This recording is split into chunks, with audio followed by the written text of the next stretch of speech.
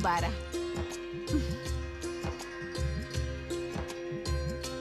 आपकी चाल स्वामी।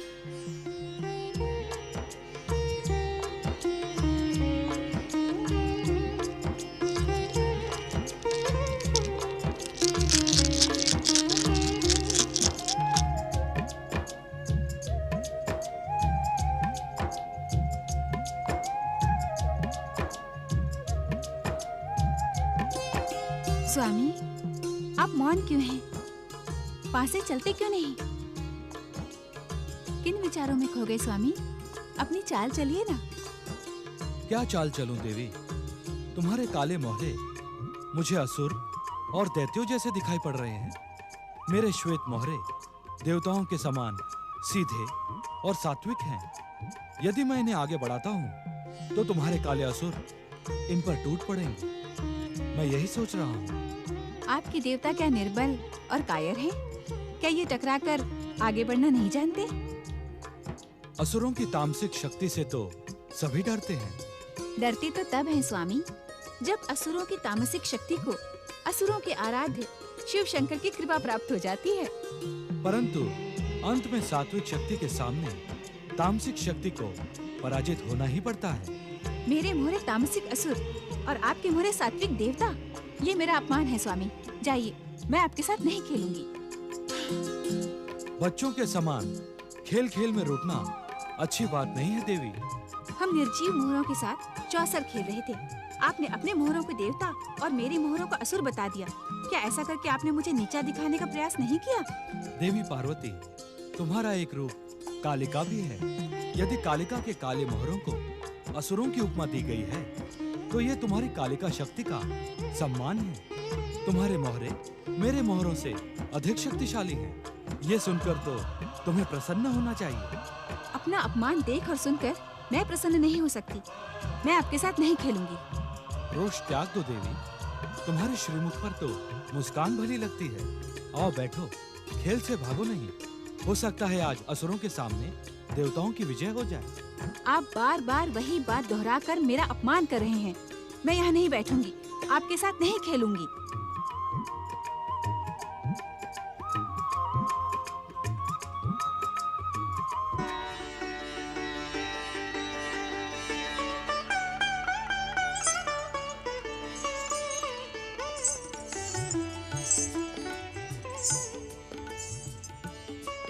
ओम नमः शिवाय। हर हर महादेव। जय श्री गजानन गणेश। समझ में नहीं आता नंदी महाराज, गौरी पुत्र किससे बातें करते रहते हैं? समझ में तो मेरे भी कुछ नहीं आ रहा है भृंगी महाराज। जब से गौरी पुत्र लौट कर आए हैं तब से प्राय इसी प्रकार खोए खोए रहते हैं। हमें इनका ध्यान भंग करके इनसे पूछना चाहिए। शिव शिव शिव शिव शिव। भृंगी महाराज, क्या आप इनका वो रूप भूल गए जब इन्होंने माता पार्वती के द्वार पर खड़े होकर अपने दंड से हम सबको आहत कर दिया था?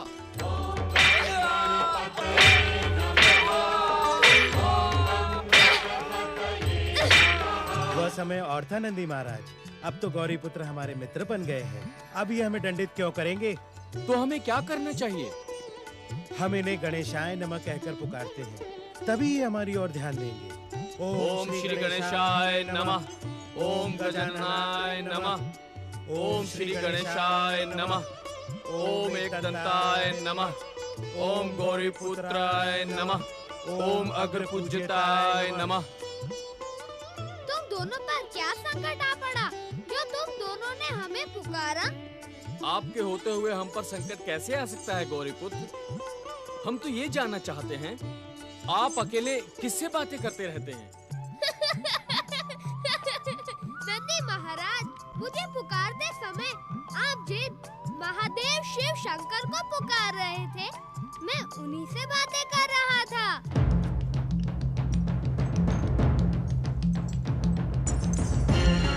गजानन,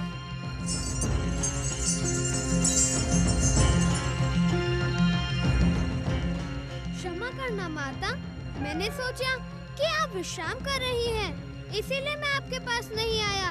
क्या इसी कारण आप मुझसे रुष्ट हो गई? मैं तुम्हारे साथ रुष्ट नहीं हूँ गजानन। यह कहकर आपने मेरी चिंता का अंत कर दिया माता, परंतु मुझे संतोष तब तक नहीं आएगा जब तक मैं ये जान नहीं लेता कि आपके रोष का पात्र कौन है। तुम्हारे पिता महादेव। वे खेल में मेरे साथ छल करते हैं, अपने आनंद के लिए मेरा उपहास उड़ाते हैं, अपमान करते हैं। मैं समझा नहीं माता। वे चौसर की खेल में अपने सफेद मोहरों को देवता और मेरे काले मोहरों को असुर बताते हैं। तुम ही बताओ गजानन, मैं ये सब कब तक सहती रहूंगी? नंदी महाराज, अब हमारी परीक्षा का समय आ पहुंचा है। मुझे एक सुपुत्र का कर्तव्य निभाना है और आपको एक सुसेवक का। किस प्रकार श्री गणेश? हम दोनों को मिलकर पिताश्री और माताश्री के बीच पैदा हुए विवाद को अपनी चतुराई से समाप्त करना है। नहीं गणपति, ये कार्य तुमसे नहीं होगा। तुम्हारे पिता भोलेनाथ योगी होने के साथ साथ हठ योगी भी हैं। वे जो कुछ एक बार ठान लेते हैं उससे टिकते नहीं। तो क्या करोगी माता? मैंने निर्णय कर लिया है कि जब तक भोलेनाथ स्वयं अपनी भूल स्वीकार करके मुझे बार बार रोष दिलाने का हठ नहीं छोड़ेंगे, मैं उनसे बात नहीं करूंगी। अब तो पिताश्री को मनाने के अतिरिक्त अन्य कोई उपाय नहीं है नंदी महाराज। चलिए। श्री गणेश, महादेव को मनाने से पहले हमें माता को शांत करने का प्रयास करना होगा। मैं माता को आपसे अधिक जानता हूँ नंदी महाराज। चलिए।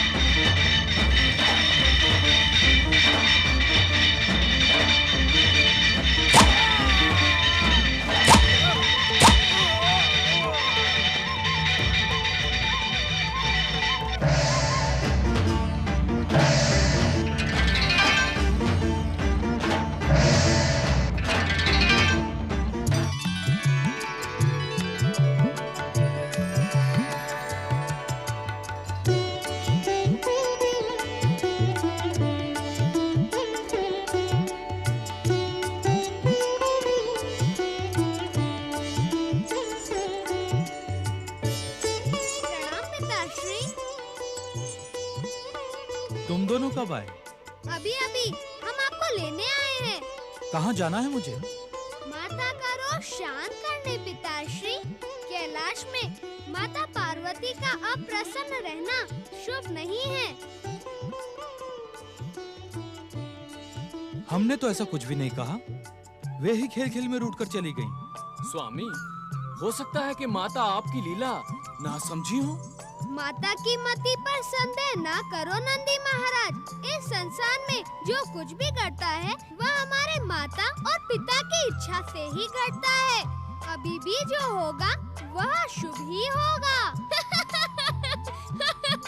मैं जानता हूँ पिताश्री, आपने जानबूझकर माता की उत्तेजना को जगाने के लिए चौसर की यह बिसात बिछाई थी, जिससे हम दोनों सक्रिय हो और कार्तिकेय भैया के जाने से जो उदासी मुझ पर छा गई है वह दूर हो जाए।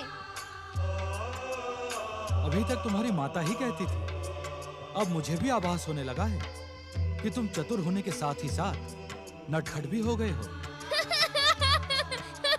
पिताश्री, अब आप अपने इस नटखट पुत्र का एक निवेदन भी स्वीकार कर लें। कैसा निवेदन पुत्र? अब जब भी आप माता के साथ चौसर का खेल खेलें, उससे पहले मुझे बुलवा लें। इसीलिए मैं आप दोनों से किसी को भी रोष होने का अवसर नहीं दूंगा। मुझे तुम्हारा निवेदन स्वीकार है पुत्र। चलो पुत्र गणेश।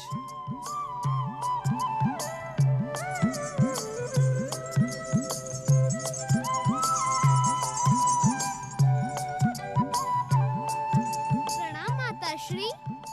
महादेव आप पर कृपालु हो चुके हैं। अब अपने रोष का त्याग कर आप महादेव का हार्दिक प्रेम स्वीकार करें। हम सबको पुनः अपनी प्रसन्नता प्रदान करें देवी। तुम्हारे रोष के कारण यहाँ का वातावरण विषादमय हो गया है। अपने मुखमंडल पर आनंद की आभा बिखेरे माता। हम तुम्हारे कृपा दान के इच्छुक हैं।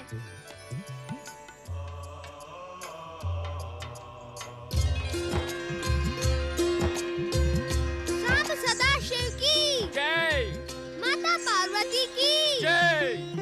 अब बोलो माता। ओम नमः शिवाय।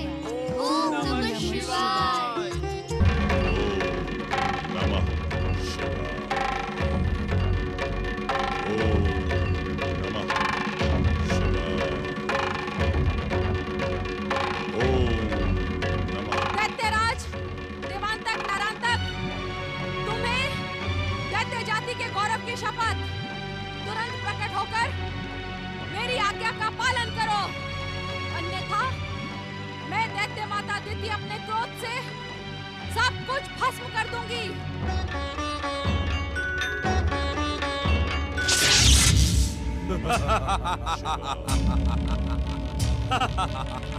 प्रणाम दैत्य माता। हमारे लिए क्या आज्ञा है दैत्य माता? कश्यप, अदिति और उनके पुत्र गजमुख महोत्कट ने मुझे बार बार अपमानित, कलंकित और प्रताड़ित किया है। उन तीनों ने मेरा जीवन मृत्यु से भी कष्टदायी बना दिया। मैं अपनी दृष्टि से ही गिर गई हूँ। स्वयं पर मुझे विश्वास नहीं रहा। तुम दोनों अपनी वरदानी शक्ति का प्रयोग करके उन तीनों को नष्ट कर दो। ठहरो। महर्षि कश्यप, देव माता अदिति और परम देव महागणेश के अवतार महोत्कट श्री गणेश का तुम दोनों बाल भी बांका नहीं कर पाओगे। तो सारे संसार को नष्ट भ्रष्ट कर दो। महाप्रलय से पूर्व ही संसार को महाप्रलय के संकट में धकेल दो। रक्त की हाहाकार करती नदी को बहा दो, किंतु किसी भी प्रकार अपनी दैत्य माता के स्वाभिमान की रक्षा करो। जाओ।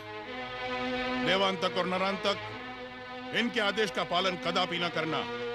दैत्य माता दीदी अपने क्रोध के कारण विक्षिप्त हो गई हैं। यदि कश्यप, अदिति और महोत्कट श्री गणेश पर तुमने प्रहार किया तो समय से पहले ही नष्ट हो जाओगे। जाओ, अपने अपने स्थान पर चले जाओ। तुम बार बार दैत्य शत्रु की भूमिका क्यों निभाते हो शुक्राचार्य? दैत्य शत्रु मैं नहीं, आप हैं दैत्य माता। आप मेरा अपमान करने की भयानक भूल कर रहे हैं शुक्राचार्य। अपनी शिव भक्ति के कारण तुम दैत्यों को देवताओं के समान कायर, निर्बल और निरीह बना देना चाहते हो, जबकि राजनीति कहती है कि शत्रु को अवसर देने से पहले ही नष्ट कर दो। संसार के हर पराक्रम और राजनीति की सफलता का रहस्य भक्ति में ही छुपा होता है। भक्ति की हमें तनिक भी आवश्यकता नहीं है दैत्य गुरु। हम दैत्य हैं, युद्ध और पराक्रम की भाषा ही समझते हैं। युद्ध और पराक्रम की भाषा समझने और उसमें विजय पाने के लिए तुम दोनों ने अनेक वर्षों तक भगवान शिव की भक्ति और आराधना की है। जिसे आप भक्ति और आराधना कहते हैं, उसे हम स्वार्थ साधना कहते हैं। दिव्य शक्तियाँ और दिव्य वरदान पाने के लिए ही हमने शिव की भक्ति की थी। क्यों भैया नरांतक? हाँ। क्यों? तुमने सुना शुक्राचार्य? अब दैत्यों और असुरों का विश्वास तुम पर से समाप्त हो चुका है।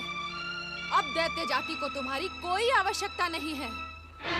तुम इस आश्रम में बैठकर शिव आराधना करते रहो। अब दैत्य वही करेंगे जो मैं कहूंगी। आपके बताए मार्ग पर चलकर दैत्य जाति का सर्वनाश हो जाएगा, विध्वंस हो जाएगी दैत्य जाति। हाँ। तुम्हारी बुद्धि भ्रमित हो गई है शुक्राचार्य। क्या तुम इतना भी नहीं जानते कि विध्वंस के पश्चात ही रचना का प्रारंभ होता है? मैं इन दोनों को विध्वंस नहीं, महाविध्वंस, महाप्रलय का ही आदेश देती हूँ, जिसके पश्चात इस संसार में दैत्य जाति की आराधना का प्रारंभ होगा। देवांतक, नरांतक, आज्ञा दैत्य माता। इस दैत्य शत्रु की बातों में अपना समय नष्ट ना करो। जाओ और कश्यप, अदिति और उनके पुत्र गजमुख महोत्कट का सर्वनाश कर दो। जो आज्ञा दैत्य माता। दैत्यों के आराध्य हे आशुतोष शिव शंकर, इस दुष्ट बुद्धि दीति की प्रतिशोध से दैत्य जाति की रक्षा करना। तुम जैसे कायर और निर्बल के ऊपर ऐसी प्रार्थना ही भली लगती है, परंतु सावधान रहना शुक्राचार्य। जिस समय मेरे आदेश से देवांतक और नरांतक ने इस संसार में महाप्रलय की भूमिका रच दी, उस समय इस संसार को तुम्हारे प्रलयंकर शिवशंकर की भी आवश्यकता नहीं रहेगी।